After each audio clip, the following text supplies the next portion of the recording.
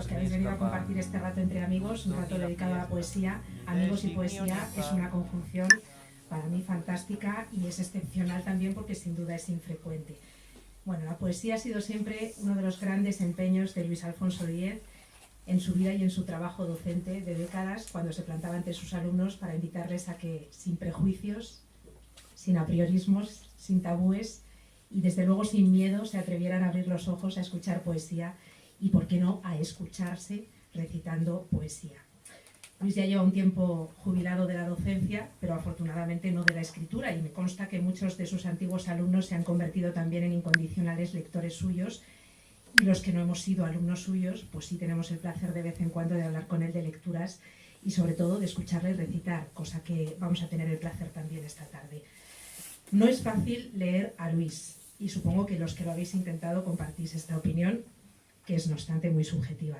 Y eso es lo que en un primer momento resulta fascinante y hasta se agradece en estos tiempos de consumo rápido de todo tipo de contenidos, buscando una satisfacción que no deja de ser tan inmediata como fugaz. Luis no se dirige a ese lector, ese consumidor no va a encontrar en él lo que busca. Pero la poesía de Luis sí va a deleitar a quien guste de saborear lentamente lo que lee y a quien busque la íntima satisfacción de disfrutarlo porque antes ha sido capaz de desentrañarlo. A ese lector que prefiere que el autor no se lo dé todo hecho, que le ponga las cosas difíciles, que le obligue a un esfuerzo, que le plantee solo una puerta entreabierta que le invita a empujar. Sí deleitará la poesía de Luis al lector que guste de enfrentarse a lo escrito con una actitud proactiva, dispuesto a poner de su parte para elevar el nivel de la experiencia lectora. Deleitará el verso de Luis al lector que acepte el juego de entender poco o no entender nada en una primera lectura. Ese lector se sentirá atraído por esa escritura enigmática que nos habla, por ejemplo, de la hidróptica y estéril arena de los días, o que nos muestra a un autor perdido entre sus tráfagos y cuitas, o que nos describe a un hombre que recibe extasiado la reverdecida amalciga que una mujer ha plantado para él. Son enigmas a los que un lector inquieto se enfrentará con gusto, porque incluso en una primera lectura urgente va a escuchar ese canto que rezuma la poesía de Luis, que nos llega con una musicalidad asombrosa, hasta el punto de que tal vez no importe demasiado fracasar en ese primer propósito de entenderlo. Uno no sabe si está de acuerdo con lo poco que ha entendido, pero sí está seguro que los versos de Luis desprenden aliento vital y por eso incluso una primera lectura resulta placentera.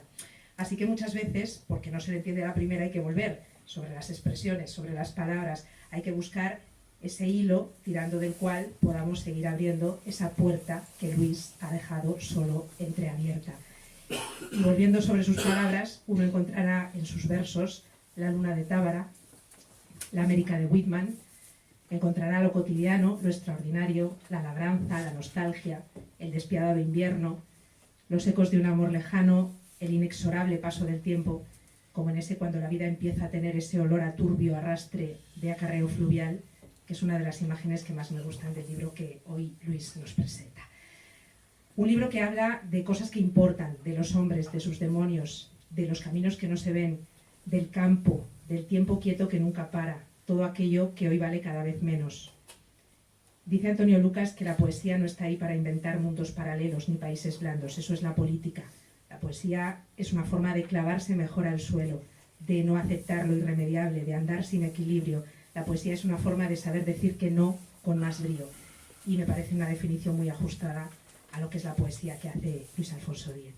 En derrota, pero nunca en doma, parafraseando a Claudio, porque al fin y al cabo nada es el mundo hasta que el mundo acabe. Y cito también a Agustín, porque yo también veo en Luis esa actitud de rebeldía vital. No hay Dios ni hay ley que a contralanza no se pueda bailar. Intimaciones del umbrío es el último poemario de Luis que hoy nos viene a presentar. Parece frío y oscuro, pero yo creo que eso es solo la apariencia que Luis ha pretendido darle para despachar a los impostores, para cribar, para asegurarse de que recluta entre sus lectores solo a quienes se acerquen a su poesía con el ánimo de participar en ella, de terminar de abrir la puerta y de convertir la lectura en una experiencia mucho más plena.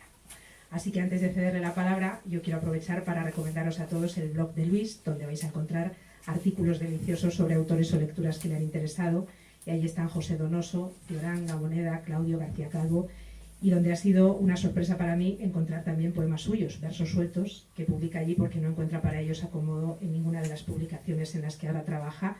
El blog se llama El verso y su reverso, y allí podréis encontrar también algunas de las críticas literarias que ha publicado en Archipiélago o en la Revista de Occidente. Luis. Muchas gracias, muy amable.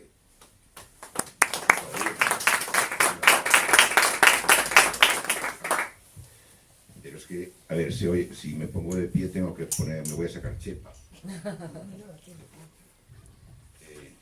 Bueno, yo tengo que empezar agradeciendo a esta chica, a Clara, ¿no? A Clara que haya tenido la amabilidad de... No voy a estar todo el tiempo así. No.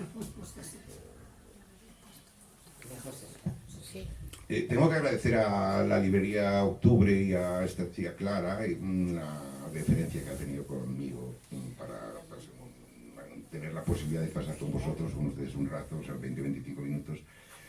Y también a Marichu García, que muy amablemente anteayer, yo creo que fue, se prestó. Yo la verdad es que había hecho una alusión un poco irónica, pero me devolviste la pelota con mucha sabiduría diciendo, bueno, tú habla con quien quieras y tal, esperando, capciosamente, porque esperabas que dijera, bueno, pues encárgate tú, ¿no? Pero al fin y al cabo se trataba de ese juego, ¿no? Entonces, tengo que hacer, de todas maneras, te agradezco tu dinero, tengo que hacer un par de aclaraciones puramente casi circunstanciales. Yo me dediqué a la enseñanza, sí, pero no recuerdo, eso lo tiene cualquiera, porque hay que procurarse el garbancillo, ¿no? El divorcio con esa curiosa dama, con enseñanza pública española, se produjo hace un par de años, algo más ya, sin mayores desgarros ni por mi parte ni por la suya. Es decir, los dos contrayentes, tanto mi esposa como yo, acordamos divorciarnos, ya digo que sin mayor desgarro y con un secreto, una secreta alegría. Eso por un lado. La enseñanza ya no es ni siquiera una caricatura de lo que era todavía anteayer, 40 o 50 años. Cuando yo empecé todavía eran los últimos coletazos a principios de los 80, pero vamos, ya no vale la pena ni hablar de ello. Todavía hace 40 o 50 años era una dama que tenía cierta prestancia, estaba de buen ver. Y sobre todo, estaba de mejor ver, claro, 40 o 50 años más joven. Y sobre todo no tenía el carácter avinagrado que tiene hoy. Es decir, ahora además de fea y vieja, la enseñanza, pues yendo con la metáfora de la mujer, ¿no? Además de fea y vieja, pues está avinagrada ya, un carácter avinagrado, de manera que no vale la pena seguir matrimoniando con ella. O sea que, estupendo. Y ya no me extiendo más en esto. Otra cosa, y ya respecto a lo que has dicho, que es todo muy amable, muy elogioso, casi nos vas a sacar los colores. Esto que dices de que no se entiende, no es verdad, eso, no te me enfades, eso siempre es mentira, por definición, que todo el mundo entiende.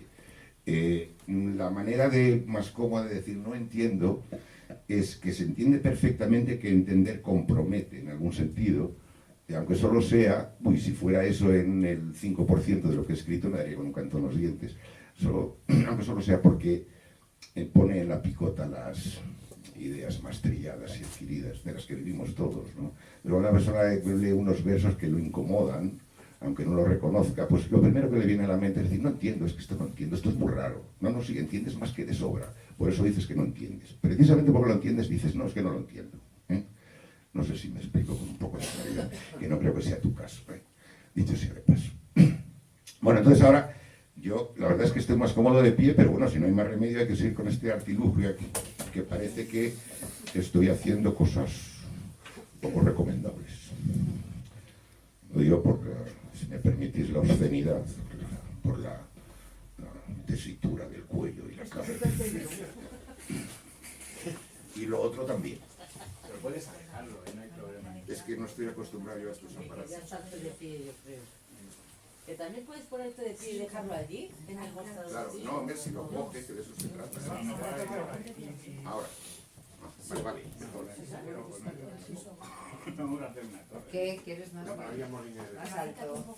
A ver, bueno, pues si no hay más remedio, me siento. Puedes alejarlo un poco. Claro, para que no meta... Bueno, entonces,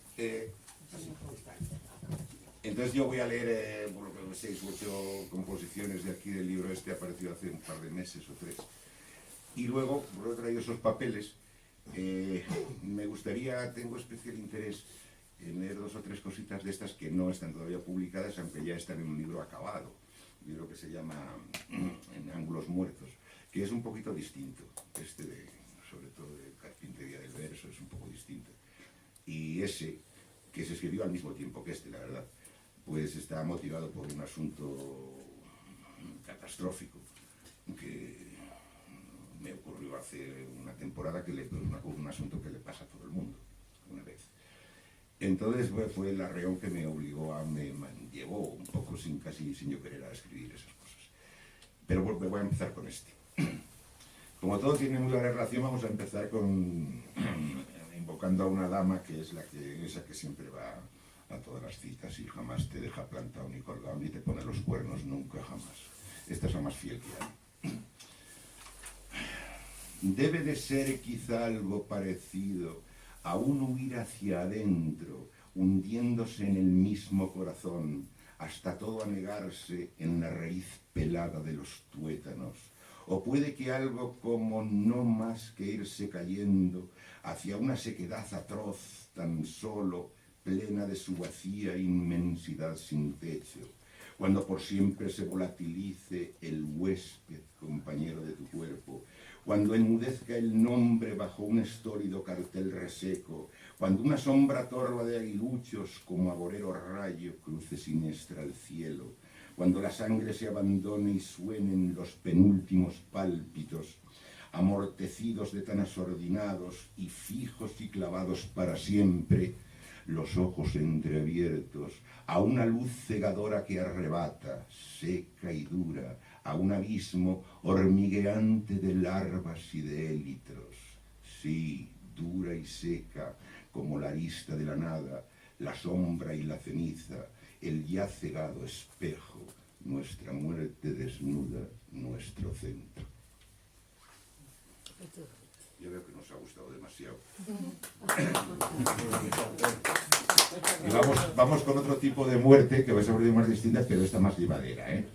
Es otra muerte, de otra muerte, pero vamos, no es tan, digamos, tan brutal, ¿no? Vamos, tan irreversible, ¿no? Esta permite una cierta resurrección, sí, que supongo que entenderéis de sobra de qué tipo de muerte se habla. Bueno, te voy a decir, el verso utiliza quizá demasiado la segunda persona, que pues, tienes que, etcétera, pero aquí por ejemplo, tienes que acudir, que evidentemente es una máscara del primero, es una especie de desdoblamiento de conciencia, según... Esto ya está muy manido, lo inventaron los poetas de habla inglesa de los años 20 y 30 del pasado siglo. Bueno, lo inventaron, ya estaba inventado. Es un monólogo dramático que llaman los pedantes, ¿no? Sin mucho fundamento, pero bueno. Eliot y todos estos de poetas en inglés de hace 80 o 90 años. Eliot y algunos alemanes. Bueno, en fin, esto no viene a cuento. Pues tienes que acudir de vez en cuando a eso que gustaban nombrar las damiselas de antaño, y también más de uno de aquellos melifluos confesores de la época de tu abuelo, de comercio nefando, allí en donde en apariencia al menos se ciega la raíz de todo daño, de aquella ceremonia pagada con largueza. Solamente un picor oblicuo y momentáneo es lo que queda, un como leve brote de dulce acibarado desencanto pegado entre los pliegues del corazón. Y poco te consuela que allí rija un dictamen de bien pautadas órdenes y reglas, y el hecho cierto de que ni la farsa parejil ni ninguna suerte de conyugal coyunda o treta te impida ni te vede la presunta delicia de la muda pasión, el nudo trato y trote tras la aún no ajada piel, verdad señera, que en los cuerpos brota pura, sin ni razones ni temor.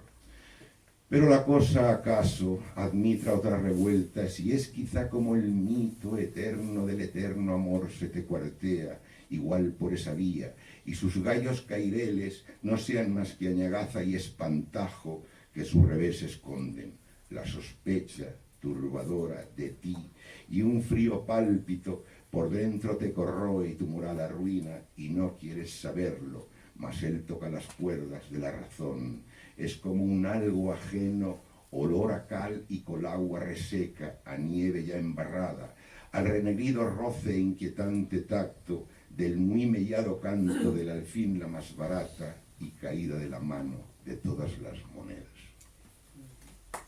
Muy bien.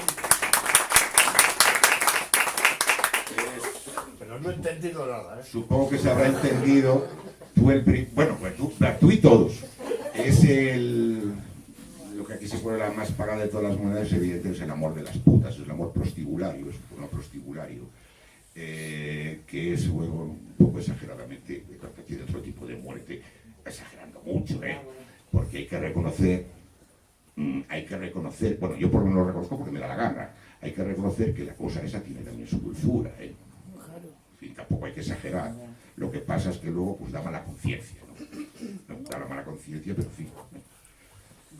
Bueno, lo he explicado más de la cuenta. Voy a dejar de hacer glosas porque... No te metas en charcos, no te Porque metas sí, en me meto en charcos, como bien dice Víctor. Sí. Voy a leer una cosa, a ver, como hay aquí algunos... Ya dije que este libro es triste, porque de 79 piezas, 11, es decir, más del 10%, están dedicadas a amigos y amigas desaparecidos, muertos por mal nombre, en los últimos 6 o 7 años. Como veis, la cosecha es... La guadaña se ha empleado a fondo, ha hecho una rebaba buena, ¿no? En algunos casos gente muy joven, Mario del Cal y del Estal y muchos más. Voy a leer un poema a una amiga nuestra,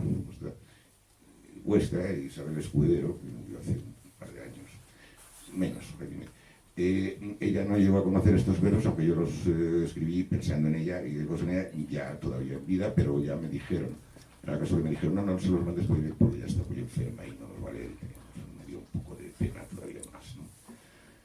A ella le hubiera gustado porque sé que alguna vez hablé con ella de esto y me gustó mucho, pero bueno, en fin, es una especie de poética, de teoría poética. Te molesta ante todo cuando te oyes la sobrecarga de obvio patetismo, la brizna de teatral dolor, que siempre se te cuela en el decir, y a veces los caireles rebuscados de epítetos y rimas. Te gustaría tanto del verso suprimir todo aderezo superfluo, hasta dejarlo en carne viva y desaparecer sin impostarte en máscara ni personaje alguno, de modo que la lengua fluyera por sí sola, fuera solo ella misma, que hablara el castellano, tal pasa en los mejores poemas de Machado, Antonio, por ejemplo. ¿Qué oblea más bendita sino desencarnarte, desprenderte de ti, sacudirte la frívola carga de muy enojosas taras y retahílas, de modo que uno solo de tus versos quedara a lo mejor entre las gentes, perdido entre sus tráfagos y cuitas, viniera a ser al fin de todos y de nadie, sin marca de autoría, de venenos del alma al margen, fuera y al margen de relumbres y nombradías, desgajado de arrastres, también desentendido de las musas traviesas, de las renegras vírgulas por el papel mohoso y de esos todavía más cuarteados recuelos y gravámenes de ti, ese estorboso viejo pozo de tinta. Como veis, no hace falta que lo diga esto, pero bueno, lo voy a decir una sola vez. Como veis, simplemente de oído, yo creo que se percibe bastante bien el ritornelo de la asonancia, ¿no? Que es... se me ha quedado grabado una expresión de Agustín. Es el más precioso peculio de la lírica castellana, desde la Edad Media. Esta es la verdad, además está documentado hasta la saciedad, ¿no? Vamos, desde los versos que se hacían en castellano del siglo XIV. O sea, Estamos hablando de los orígenes mismos del español, del castellano, como se quiera llamar. Es una de las rimas suave, porque la otra es demasiado altisonante, que también está bien a veces, ¿no? Entonces, claro, como vuelve cada 3 o 4 versos, y los versos son muy disímiles, sobre alejandrinos, hay eneasílabos, pues le da un poco de variedad, digamos, ¿no? Bueno, ya no voy a hacer más cosas. Quiero leerlo, es un poquito largo, pero este lo escribí con mucha pasión, sí, y explico por qué. Voy a hacerlos. En una época en que yo tuve que visitar un sitio poco recomendable, un hospital, tuve que visitarlo 6 o 7 u 8 semanas seguidas, prácticamente a diario. Pues conocí a una señora que ahora hace 2 o 3 meses me enteré de que había fallecido, una mujer que tenía 97 años cumplidos, un prodigio de simpatía, era una viejecilla de un pueblo de Sayago, no me acuerdo del pueblo, de menos, a la que llamaban sus nietos, por decirlo, los hijos, ya que había 3 hijos y 2 hijos ya habían muerto. Llamaban Consola, se llamaba Consolación. Era una vieja de una inteligencia y de una simpatía pasmosa, ¿no? Pasmosa, era un prodigio, era una mujer fascinante. Entonces yo hice estos versos, ¿no? Y están dedicados a ella.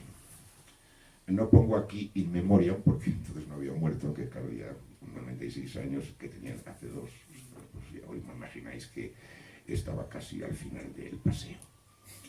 Vamos llegando al descansadero.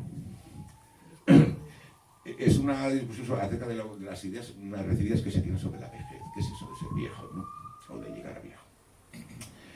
La vejez yo la he visto, y la que he visto anida en tus ojos acuosos, y en la vivacia alegre y nada oscura, pues que tan pulcra y nítida liturgia de tus gestos, y en tu habla fascinante, y en las blancas guedejas de tu testa sesuda.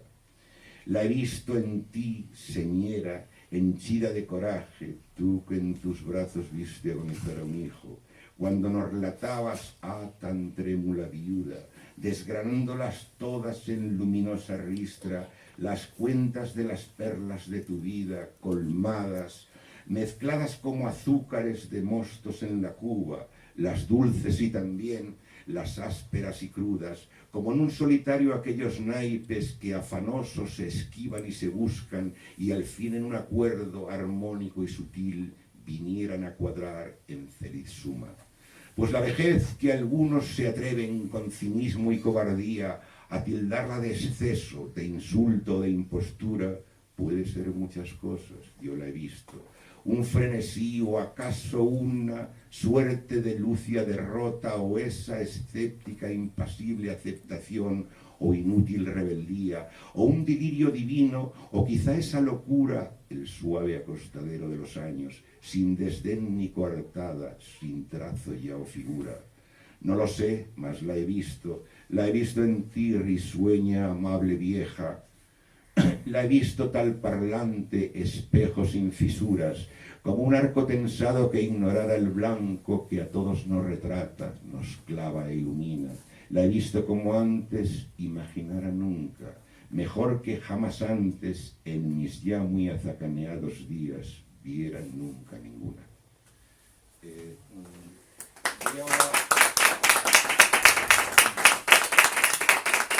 Sin perjuicio de no sé qué, no sé, 10 minutos más, no sé cuánto tiempo.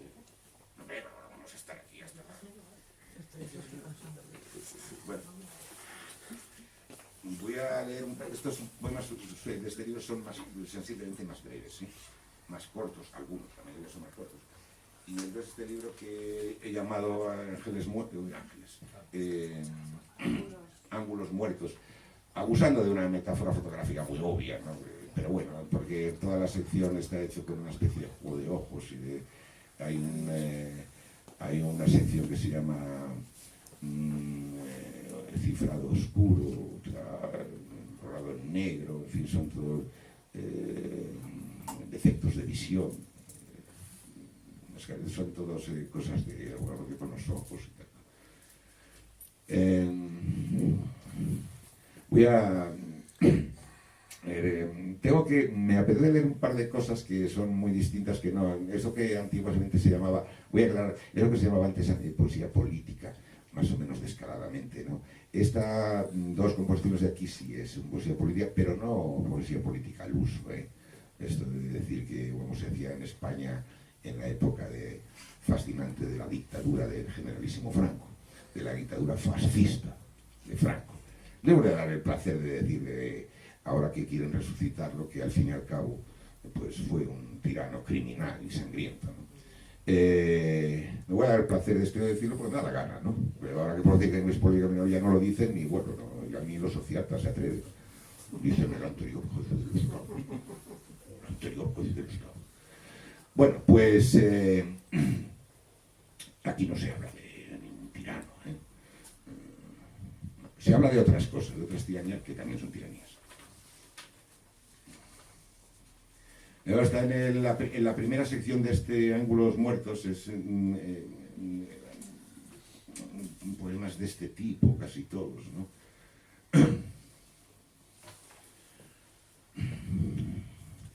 Todos habéis visto, doy una pequeña pista, pero vamos, es tan transparente que hasta todos habéis visto documentales de esos. Yo soy un vicioso, yo me habré visto cientos documentales de esos de la Segunda Guerra Mundial.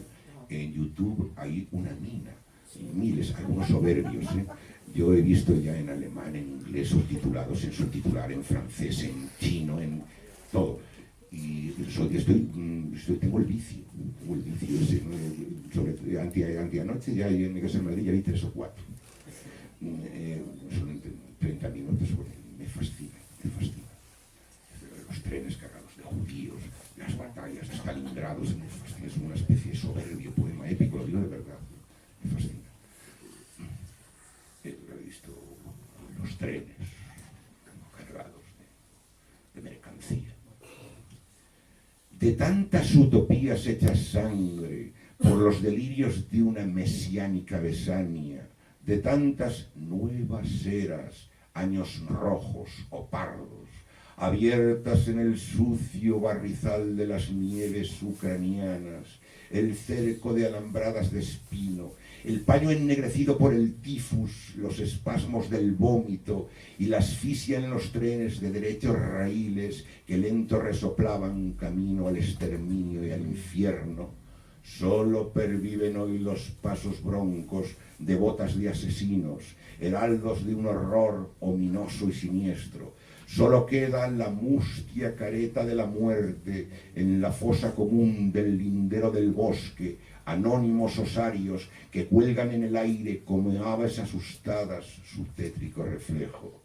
Oh puertas del Edén, de siempre clausuradas a candado y a rejo, acérrimo, brutal como el destino, el espantable trueno del Dios testamentario, señor de sus ejércitos, que proclama en la noche de los siglos, marcial, su enronquecido y terco estertor abortizo de los tiempos.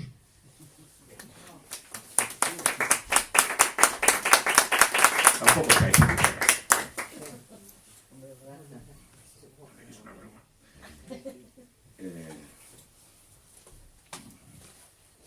¿Cómo te gustaría que se alzara, insistente y furiosa, así una luna roja goteante de crepúsculos, el ansia de vivir? Pero quizá envejecer no sea más que libar desde un altísimo balcón de desespero, allá en la lejanía, la miel envenenada, acunada de voces infantiles de todas las nostalgias, y el ácido cedazo que las gobierna y criba. Porque vuelve el pasado, siempre acaba volviendo, vocero inoportuno, al irlo fabulando en la mirada, con el viento a favor, con sesgo ambivalente, pero con el color oscuro de la culpa.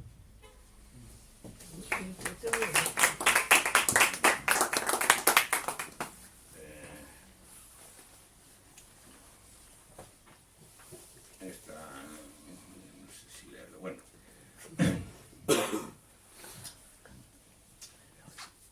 Este también acaba, curiosamente, en el sustantivo culpa. Culpa, se repite mucho. Culpa.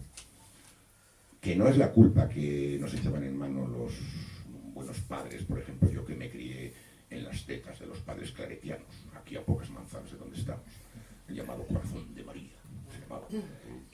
No es la culpa esa que decían los curas católicos, no, es una más grave, esa es de mentirijillas, esa es, no, gilipollez, no, es otra, que se relaciona con esa, todo va unido, todo es lo mismo. Todo es lo mismo, Sabela. Murgas un poco, todo es lo mismo. Lo que pasa es que nos lo venden como compartimentos estancos a ver si nos engañan, pero es todo lo mismo. Volvemos. Ya la llevas contigo, oyes el golpe seco, el rasgar como gubia de los remos, los gritos del barquero inmortal, y ya hueles las dalias que en el mármol grisiento se te angustian. Y un rebullir de llamas que aletea en lo alto como blanda voluta, pugna casi sin fuerza por reavivar su pálido pabilo frente al ojo del ángel tremebundo que por ti inquiere y busca. Cangilones que suenan despaciosos en la oxidada noria de la resignación anonadante, de la cuarteada púrpura sin coartada y sin red del fin. Mima, alimenta el breve altar votivo del recuerdo, esa anuencia tan mansa y sin preguntas, lo solo que nos hace sobrellevar la carga de la supervivencia ante el desastre erigido en un ámbito de estupor y zozobra, del oneroso diezmo de la ausencia. Ni de ida ni de vuelta, ni al margen ni en el ajo, ni pasión ni desdén. Vacilación resuelta con el suelo debajo, por entre el mal y el bien.